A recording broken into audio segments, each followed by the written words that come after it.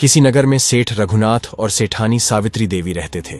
उनका एक बेटा था जिसका नाम चंदू था। चंदू बहुत ही नकछड़े स्वभाव का था। जब चंदू जवान हुआ तो सेठ और सेठानी ने उसके सामने विवाह का प्रस्ताव रखा। तब चंदू ने कहा, पिताजी, मैं उसी लड़की से विवाह करूंगा जो मुझसे रोज 10 जूते खाएगी। मेरी यही इच्छा है कि मेरी जो भी पत्नी बने मैं उसे रोज 10 जूते मारूं। सेठ रघुनाथ और सावित्री देवी अपने बेटे की इस अजीब सी शर्त को सुनकर हैरान रह गए और सोचने लगे कि अब इसका विवाह कैसे होगा और कौन अपनी बेटी इसे देगा रोज 10 जूते खाने के लिए। एक दिन उसी नगर में एक सेठ आया जिसका नाम हरिशंकर लाल था, जो अपनी बेटी के लिए रिश्ता ढूंढ रहा था। किसी ने उन्हें चंदू के बारे में बता दिया कि सेठ रघुनाथ के यहाँ भी एक जवान लड़का है और वह भी अपने बेटे के लिए रिश्ता ढूंढ रहा है। तब सेठ हरिशंकर लाल सेठ रघुनाथ और सावित्री देवी से मिलने उनके घर आया और अपनी बेटी के विवाह का प्रस्ताव रखा। चंदू भी वहीं मौजूद था। चंदू ने झट से कह दिया, देखिए, मैं उसी लड़की से शादी करूंगा जिसे मैं रोज 10 जूते मार सकूं। जो मेरी पत्नी बनकर आएगी वह रोज 10 जूते मेरे हाथ से खाएगी। लड़की के पिता हरिशंकर लाल ये सुनकर हैरान रह गए। वे सोचने लगे कि कौन अपने कलेजे के टुकड़े को इस बेवकूफ के पास पीटने के लिए भेजेगा। यह सोचकर सेठ हरिशंकर लाल वहां से उठकर अपने घर लौट आए। घर पहुंचकर उन्होंने सारी बात अपनी पत्नी को बताई तो पत्नी ने पूछा, आपने क्या निर्णय लिया? हरिशंकर लाल बोले, मैंने तो साफ मना कर दिया। तुम ही बताओ, अपनी बेटी को पिटने के लिए कौन देगा? सेठानी बोली, अच्छा ही किया जो आपने ऐसे रिश्ते के लिए हाँ नहीं की। पास ही उनकी बेटी तारा खड़ी सब सुन रही थी। पढ़ाई लिखाई में होशियार तारा बहुत ही समझदार लड़की थी। उसने अपने पिता से कहा, पिताजी, मैं उसी लड़के से शादी करना चाहती हूँ। ये सुनकर उसके माता पिता हैरान रह गए और बोले, बेटी, तुम ऐसे सनकी से विवाह क्यों करना चाहती हो जो तुम्हें रोज 10 जूते मारेगा? तारा बोली, पिताजी, मैं सब संभाल लूंगी, बस आप मेरा विवाह उसी लड़के से करवा दीजिए।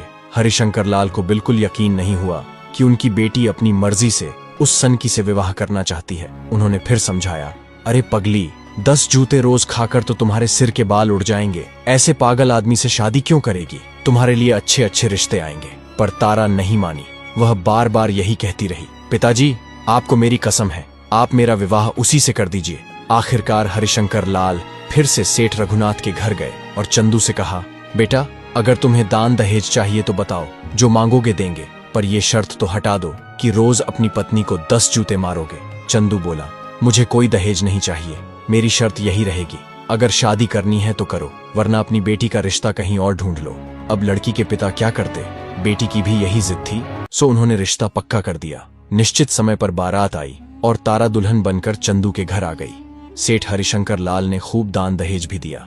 उसकी सास ने उसकी नजर उतारी और गले से लगाकर अपनी बहू तारा का गृह प्रवेश करवाया। थोड़ी देर बाद तारा की सास सावित्री देवी ने उसे खाना खिलाया और रात को उसे उसके कमरे में छोड़कर आ गई। पहली रात तारा अपने बिस्तर पर बैठी अपने पति का इंतजार कर रही थी। तभी चंदू आया और अपने पैर से जूता निकालकर बोला, अपना सिर आगे करो, मुझे 10 जूते मारने हैं। तारा ने कहा, देखिए, 10 जूते तो आप मुझे मार लीजिए, मुझे कोई आपत्ति नहीं है। सब कुछ पता होने के बाद ही मैंने आपसे शादी की है, तो मैं इन 10 जूतों से नहीं डरती। पर आप मुझे एक बात बताइए, मेरे माँ बाप ने मुझे जन्म दिया, पाल पोस कर इतना बड़ा किया और इतना दहेज देकर मेरी शादी की, आज तक उन्होंने तो मुझे कभी एक भी जूता नहीं मारा, तो आप किस अधिकार से मुझे 10 जूते लगाएंगे? क्योंकि आपकी कमाई का मैंने अभी तक एक गिलास पानी भी नहीं पिया है। जो खाना मैंने खाया वह आपके पिता रघुनाथ सेठ की कमाई का था। आपकी कमाई का तो मैंने अभी तक कुछ भी इस्तेमाल नहीं किया है, ना ही कुछ खाया है, तो आप किस अधिकार से मुझे जूते लगाएंगे? पहले अपनी कमाई का कुछ खिलाओ पिलाओ, तभी तो तुम 10 जूते लगाने के हकदार हो पाओगे।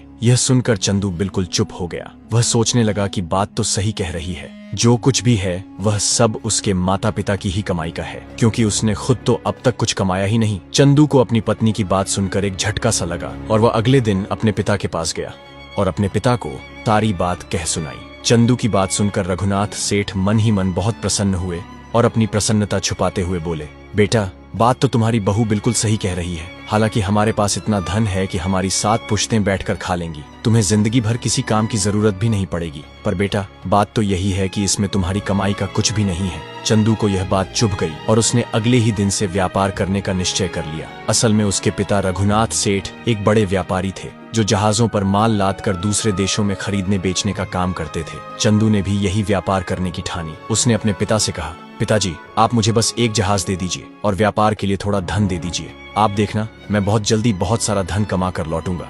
इतना कहकर चंदू ने अपने पिता से व्यापार की सारी जानकारी ली और व्यापार करने के लिए चल पड़ा। जाते समय उसने अपनी पत्नी तारा से कहा, तुम देखना, मैं जल्दी ही बहुत सारा धन कमा कर लौटूंगा। फिर उस धन से तुम्हें खिलाऊंगा, पिलाऊंगा और फिर पूरे अधिकार से जितना समय मुझे रास्ते में लगेगा, हर दिन के हिसाब से तुम्हें उतने ही जूते लगाऊंगा। यह सुनते ही तारा ने हंसते हुए कहा, ठीक है मेरे स्वामी, जब आप लौट कर आओगे तो मेरा सिर आपके सामने झुका होगा। जितनी मर्जी हो उतने जूते लगा लेना। चंदू सबसे विदा लेकर अपने जहाज में बैठकर व्यापार के लिए निकल पड़ा। उसके चेहरे पर उसकी घमंड भरी मुस्कान साफ झलक रही थी। उसके माता पिता को अब यह सोचकर संतोष हो रहा था कि उन्हें बहुत ही समझदार बहू मिली है, जो उनके बिगड़ैल बेटे को अवश्य ही सही रास्ते पर ले आएगी। इधर चंदू अपने पानी के जहाज में सफर कर रहा था। 3-4 दिन का सफर उसने तय कर लिया था।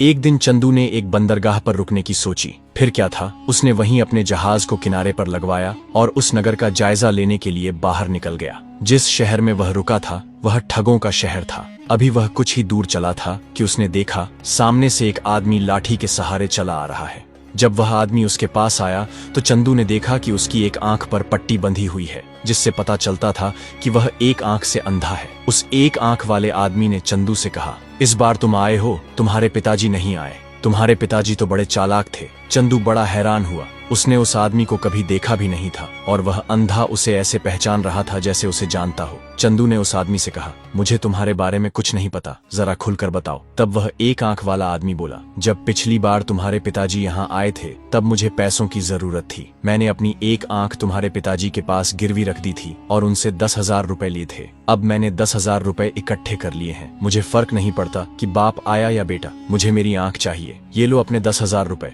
और मेरी आंख वापस करो। ये सुनकर चंदू बहुत परेशान हो गया, क्योंकि उसके पास तो कोई आंख थी ही नहीं, ना ही उसके पिताजी ने कभी उससे इस बारे में कुछ कहा था। उसने उस एक आंख वाले से कहा, भाई, इस समय मेरे पास तुम्हारी आंख नहीं है, ना ही मेरे पिता ने मुझे इसके बारे में कुछ बताया है। जब मैं अगली बार आऊंगा तो तुम्हारी आंख जरूर लेता आऊंगा। इतना कहकर चंदू आगे बढ़ने लगा। तभी वह एक आंख वाला आदमी जोर जोर से चिल्लाने लगा और लोगों की भीड़ इकट्ठा कर ली। वह सबके सामने चिल्ला चिल्ला कर कहने लगा, ये मेरी आंख वापस नहीं कर रहा है, जबकि मैं इसके पैसे लौटाने को तैयार हूँ। मुझे अभी मेरी आंख चाहिए। और बोला, अगर इसके पास मेरी आंख नहीं है तो अपनी एक आंख निकाल कर मुझे दे। आसपास खड़े लोगों ने भी चंदू को घेर लिया और उस एक आंख वाले की आंख लौटाने का दबाव बनाने लगे। ये सब देखकर चंदू घबरा गया। उसे कुछ समझ में नहीं आया कि अब क्या करे। चंदू ने कहा, अभी मेरे पास इसकी आंख नहीं है, अगली बार जब आऊंगा तो इसकी आंख लेकर आऊंगा, मुझे जाने दो। लेकिन कोई भी उसे जाने देने को तैयार नहीं था। तभी वहां एक आदमी ने सलाह दी, अभी इसे कुछ पैसे देकर मामला निपटा दो। उस एक आंख वाले ने कहा, ठीक है, अभी तुम मुझे 5,000 रुपए दे दो, बाकी जब अगली बार आओगे तो मेरी आंख लेते आना। चंदू ने मजबूरी में उसे 5,000 रुपए दे दिए।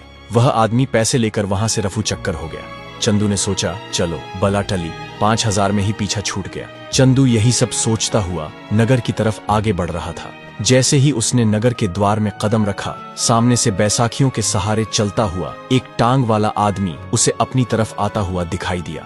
उस आदमी ने भी पास आकर वही बात कही, इस बार तुम्हारे पिताजी नहीं आए। तुम्हारे पिताजी तो बड़े चालाक निकले। तुम्हारे पिता के पास मेरी एक टांग गिरवी रखी है और इस बार उन्होंने तुम्हें भेज दिया, खुद नहीं आए। लेकिन क्या फर्क पड़ता है, बाप हो या बेटा, मुझे तो मेरी टांग वापस चाहिए। चंदू फिर से चक्कर में पड़ते हुए बोला कि मुझे तुम्हारी टांग के बारे में कुछ भी पता नहीं है। उस लंगड़े आदमी ने उससे कहा, बेटा, जब पिछली बार तुम्हारे पिताजी यहाँ आए थे तो मुझे कुछ पैसों की जरूरत थी, इसीलिए मैंने 8,000 में अपनी टांग तुम्हारे पिताजी के पास गिरवी रख दी थी। अब मेरे पास पैसे हो गए हैं, तुम अपने रुपए ले लो और मुझे मेरी टांग वापस कर दो। चंदू फिर से बहुत परेशान हो गया। उसे पिछली घटना याद आई और वह सोचने लगा कि अगर इस बार भी उसने मामला निपटाया नहीं तो यह आदमी भी भीड़ इकट्ठी कर देगा और बवाल करेगा। इसलिए उसने सोचा कि इसे भी कुछ पैसे देकर पीछा छुड़ा देना चाहिए। चंदू बोला, देखिए भाई साहब, अभी तो मेरे पास आपकी टांग नहीं है। जब मैं अगली बार आऊंगा तो तुम्हारी टांग लेकर ही आऊंगा, तब तक तुम कुछ पैसे लेकर मामला खत्म कर दो। उस लंगड़े आदमी ने कहा,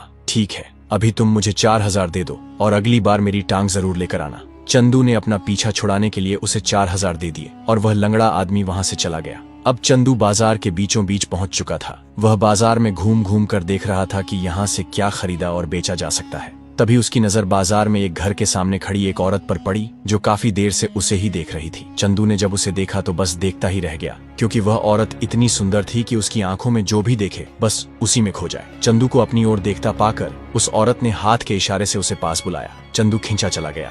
जब वह उसके पास पहुंचा तो औरत ने पूछा, लगता है तुम यहाँ नए हो? चंदू ने सिर हिलाकर हाँ कहा तो उस औरत ने कहा, फिर तो तुम हमारे मेहमान हुए, और हमारे यहाँ यह परंपरा है कि जब कोई मेहमान आता है तो हम उसे सोने के गिलास में दूध पिलाते हैं। उसने चंदू को घर में बैठाया और दूध लाने चली गई।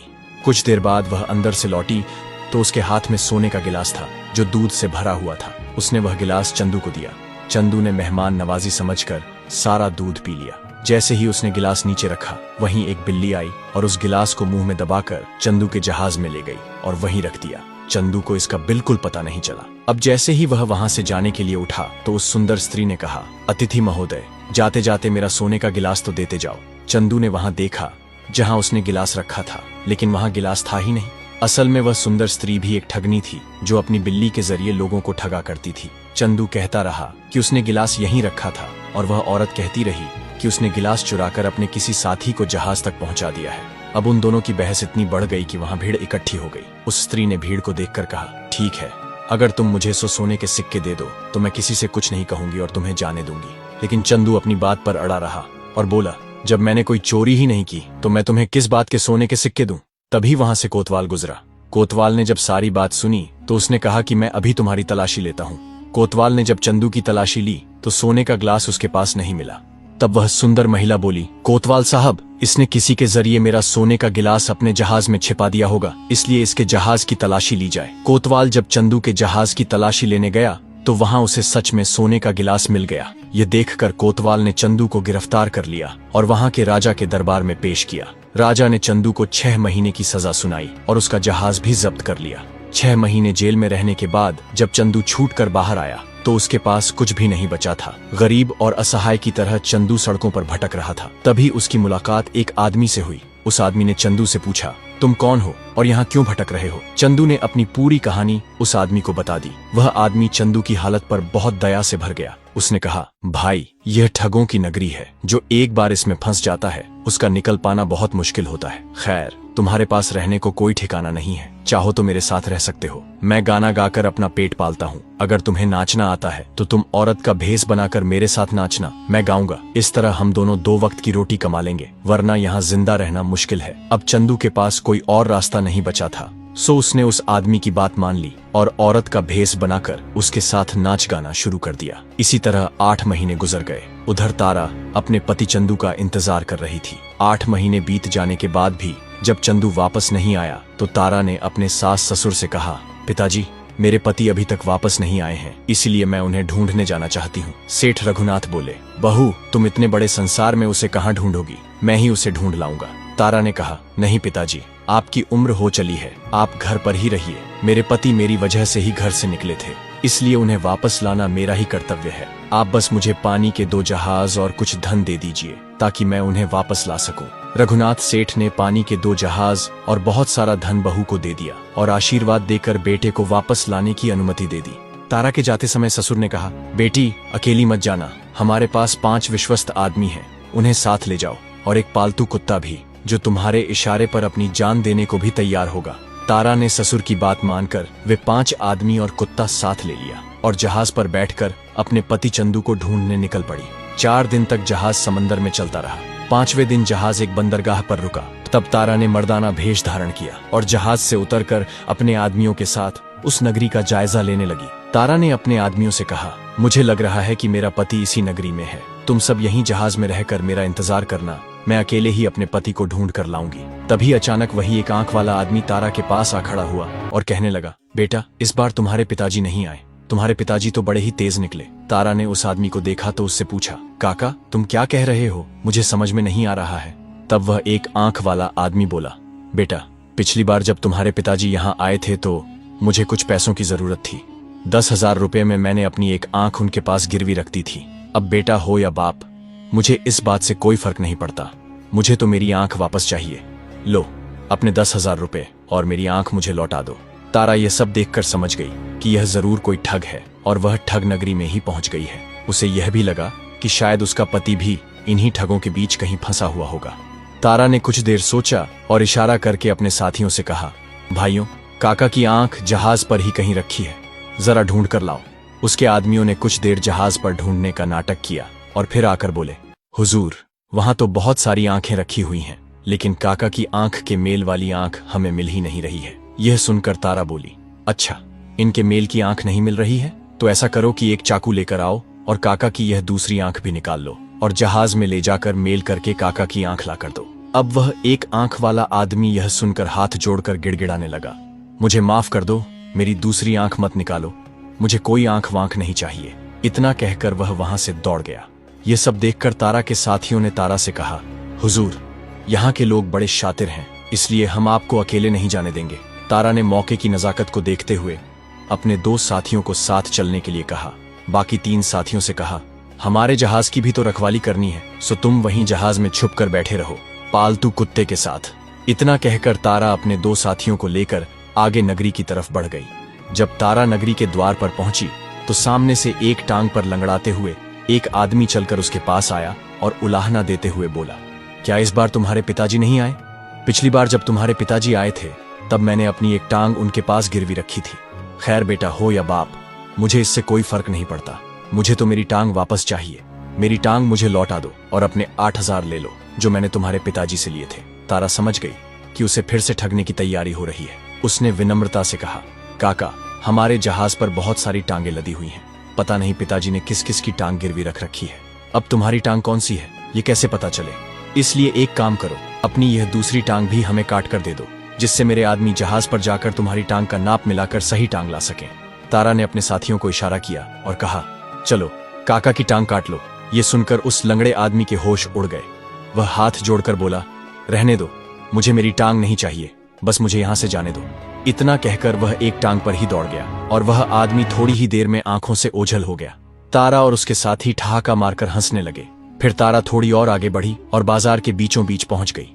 बाजार में उसने चारों तरफ नजर घुमाई तो उसकी नजर एक घर के दरवाजे पर खड़ी एक सुंदर स्त्री पर पड़ी जो काफी देर से उसे ही घूर रही थी। तारा से नजर मिलने के बाद उस औरत ने हाथ के इशारे से तारा को अपने पास बुलाया। मर्दाना भेष के कारण वह स्त्री तारा को एक मर्द ही समझ रही थी। तारा उसके पास पहुंची और बोली, कहिए आपने मुझे क्यों बुलाया है? तब वह सुंदर स्त्री बोली, लगता है तुम परदेसी हो। हमारे यहाँ रिवाज है कि जो भी परदेसी हमारे यहाँ आता है हम उसे सोने के गिलास में दूध पिलाकर उसका स्वागत करते हैं। तारा बोली, अगर यह तुम्हारा रिवाज है तो हम दूध जरूर पिएंगे। तारा को बिठाकर वह औरत घर के अंदर गई और सोने के गिलास में दूध भर कर ले आई। तारा ने दूध पिया और गिलास एक तरफ रख दिया। जैसे ही तारा ने गिलास रखा, बिल्ली ने झपट्टा मारकर गिलास मुंह में दबा लिया और जहाज की तरफ दौड़ गई। जैसे ही बिल्ली जहाज के पास पहुंची, कुत्ते ने देख लिया कि बिल्ली जहाज की तरफ आ रही है तो कुत्ते ने भौंकना शुरू कर दिया। कुत्ते की आवाज सुनकर तारा के तीनों साथी चौकन्ने हो गए और उन्होंने बिल्ली को लठ मारकर वहां से भगा दिया। अब बिल्ली मुंह में गिलास दबाए वापस उस ठगनी के घर में आकर पलंग के नीचे बैठ गई।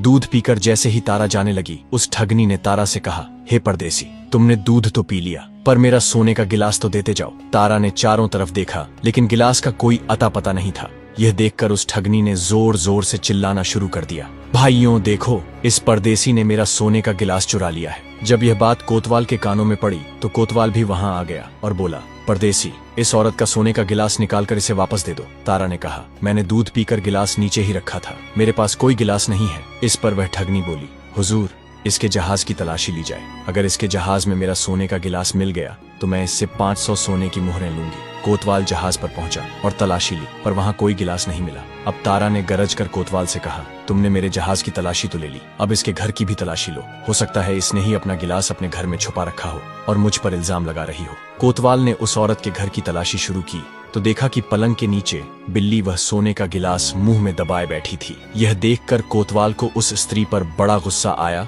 और उसने उसे गिरफ्तार कर जेल में डाल दिया। तारा उस ठगनी से छुटकारा पाकर फिर से बाजार में आ गई और चारों तरफ अपने पति चंदू को ढूंढने लगी। तभी उसकी नजर नगर के चौराहे पर पड़ी। वहां एक आदमी गा रहा था और एक स्त्री नाच रही थी। तारा को वह स्त्री जानी पहचानी लगी। तारा ने अपने साथियों को आदेश दिया, इन दोनों को बुला कर लाओ। वे दोनों को लेकर आए। तारा ने उस आदमी से पूछा, तुम्हें यह स्त्री कहाँ से मिली? उस आदमी ने कहा, यह कोई स्त्री नहीं, यह पुरुष है और वक्त का मारा हुआ है। हम दोनों पेट भरने के लिए यह नाच गाना करते हैं। अब तारा ने अपने पति चंदू को पहचान लिया, लेकिन चंदू अपनी पत्नी को नहीं पहचान सका क्योंकि तारा मर्दाना भेष में थी। तब तारा ने चंदू से कहा, अगर तुम मेरे साथ चलो तो मैं तुम्हें इससे अच्छा काम दूंगा। चंदू तैयार हो गया। तारा चंदू को अपने जहाज पर ले आई और उसे नहाने के लिए पानी दिया। साथ ही उसके स्त्रियों वाले कपड़े उतारकर एक बक्से में रख दिए और उसे चमचमाते हुए पुरुषों वाले कपड़े पहनने को दिए। अब चंदू फिर से अपने पुराने अवतार में आ गया था। चंदू बहुत खुश था कि चलो अब इस नरक भरी जिंदगी से छुटकारा मिला। तारा ने चंदू से कहा, देखो चंदू, मुझे व्यापार के लिए 10 दिन के लिए बाहर जाना है। मैं एक जहाज लेकर जा रहा हूँ और तुम मेरे इस जहाज की रखवाली करोगे। 10 दिन बाद लौटकर मैं तुम्हें 500 सोने की मोहरें दूंगा। अगर मैं 10 दिन बाद वापस नहीं आया तो यह जहाज और उस पर लदा सारा माल तुम्हारा हो जाएगा। यह सुनकर चंदू बहुत खुश हो गया और सोचने लगा, अगर यह वापस आ गया तो 500 सोने की मोहरें मिलेंगी, और अगर वापस नहीं आया तो माल से भरा जहाज मेरा हो जाएगा। उसने झट से हाँ कर दी। अब तारा अपने साथियों के साथ वापस लौट चली और अपने सास ससुर को अपने पति के मिलने की सूचना दी। यह खबर सुनकर वे बहुत खुश हुए। इधर चंदू को जहाज में 12 दिन बीत गए और जब तारा वापस नहीं आई तो चंदू ने सोचा, अब तो सौदागर वापस नहीं आएगा, अब यह माल से भरा जहाज मेरा हुआ। यह सोचकर वह जहाज लेकर अपने घर की ओर चल पड़ा। 4 दिन के सफर के बाद चंदू अपने घर पहुंच गया। घर पहुंचते ही उसने हिसाब लगाना शुरू कर दिया कि इतने दिन वह घर से दूर रहा। 10 जूते रोज के हिसाब से कितने जूते बनते हैं। हिसाब लगाकर चंदू जूता लेकर तारा के पास पहुंचा। अब भी उसका घमंड कम नहीं हुआ था। उसने बड़े घमंड से सीना चौड़ा करते हुए तारा से कहा, तुम्हारे पिता ने सारी जिंदगी में इतना धन नहीं कमाया होगा जितना मैं कमा कर लाया हूँ। यह सुनकर तारा की हंसी छूट गई। उसे हंसते देख चंदू को जैसे आग लग गई। वह बोला, तुम क्यों हंस रही हो? अपना सिर आगे करो और जूते खाने के लिए तैयार हो जाओ।